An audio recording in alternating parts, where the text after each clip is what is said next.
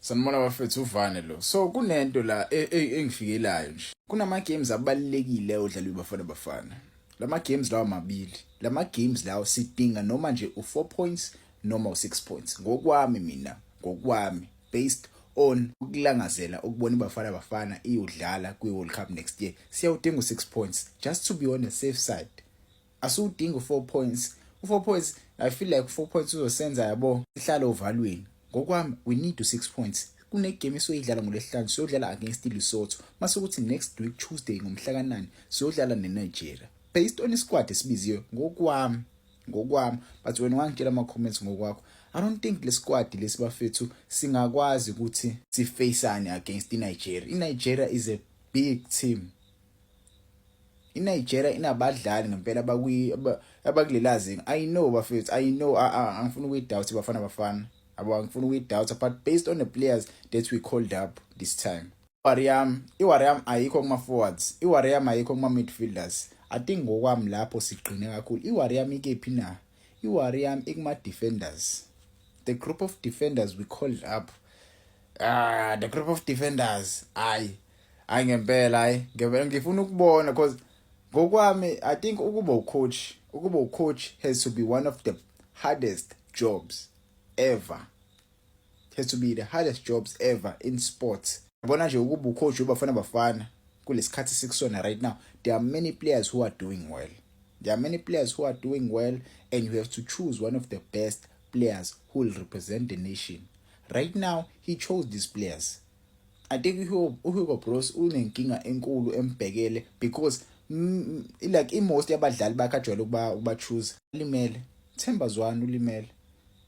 Mdawu isithenjwa sebafana bafana edlala ya position le yasemuva ulimele umjida. So now you have to look at the squad and look at the crop of players abangamreplacer Mdawu, who can potentially replace Mdawu. Obani obakhethayo.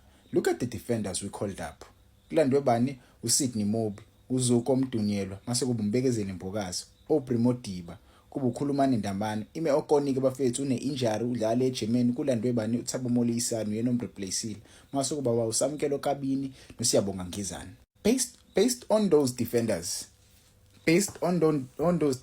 Sacela nje ulapha ekhaya ungishayele iback four yakho.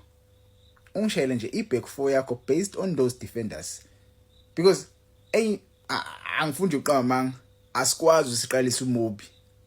Asikwazi nje ngempela yabona ke nje lapho against iNigeria nokwenza asikwazi uqalisa uMobi esi right back. Siyayibulala lapho sigwaza ngowethu umkhonto. Ungitshele nje iqiniso wagcina ukubona uMobi edlala. Wagcina umbona uMobi edlala. Yipi game agcina ade idlala, agcina ukuyidlala uMobi. So mina ngokwami I think let me try and put iback four ngokubona kwami engakwazi ukusebenzela. Let me try and put my back four. Right back Zuko Mdunyelwa lo udlalela iMamelodi Sundowns. Center back yokuqala Mbekezeli Mbokazi ozodlala as left center back. Center back ezodlala as right center back ngibeke bani? Kuzobanzinyana lapho. Obvious Mbokazi for me. Mbokazi he will walk through that lineup. There is no center back ohlelo Mbokazi kulama center back abiziwe. So njengoba ukho ulapha ekhaya ungangitshela wena ukuthi uba ongadlala noMbokazi, ongapherishwa noMbokazi kuleya position le. Ongamenza i-right center back. Mase siya lapha ku-left back. Ku-left back ngokwami I think mina kumele sidlalise bani? Njobe ngekho nje futhi nalomjida lo akekho no lomdlalo akekho even uThapelo Morena akekho kule squad lesi. Yabo. So kuzoba tricky nyana. Ungangitshela ukuthi uba ungamdlalisa i-left back noma uMbokazi angadlala as i-left back or uSydney Mobi adlala as i-left back. Kuzoba tricky ngempela ukuthi align up le squad lesi. Yabo. I-back four for me is shaky. There are no players there abane experience etheni. When you look at these players, most yabo abanawo mhlawumbe you can make a case with uMobi, but angifuni senza ama case ngoMobi.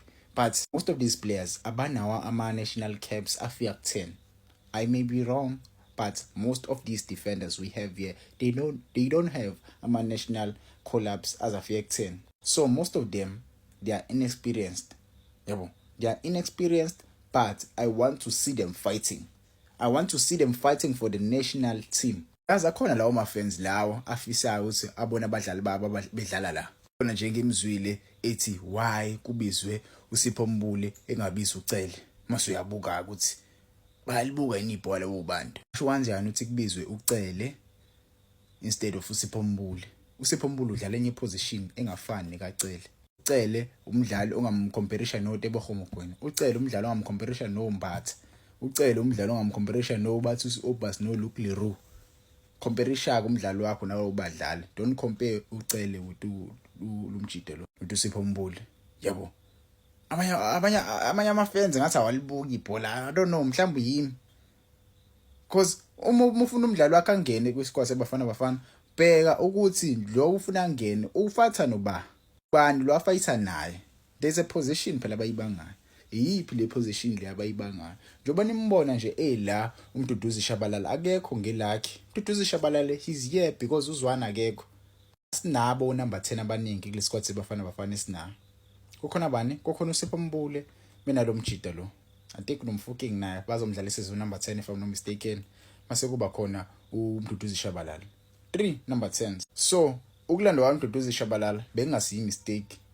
Bengasiyo nje imistake udlala kahle uMduduzi Shabalala. So kumele abizwe kuBafana because we are short on number 10s. He's currently the best young number 10 we have in the country. There's no other number 10 esingamdlalisa. Mdu fits the position perfectly. Yabo. Fit the position perfectly. You cannot tell me about Tumonyane. He recently played, I think 5 games. You cannot pick a player after 5 games ukuthi uzomdlalisa kuSquad seBafana so represent account. This group of players ababizwe la ade vele babekwa ukuthi ngenzeka baboyizwe lapho. Ukubizwa kwaMbule is not because uMbule udlalela iPirates. uMbule he was playing vele kahle esadlalela kweSkukhune. So he was part of the plans yo coach